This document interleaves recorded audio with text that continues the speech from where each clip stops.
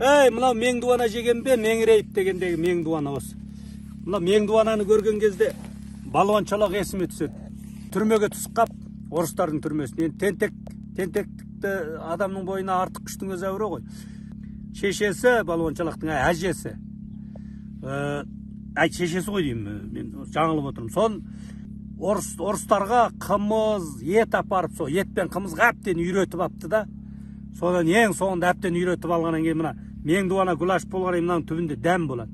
Сол дәмді қайнатып, чай қып, соның суын апарып, қымызға құйып, апарып ана орыстың солдаттарына берген екен. Орыстың солдаттары ес ақылы шығып, мас боп, жынданып, құтырып, бірімен бір төбелесіп түрмені өртеп жепті.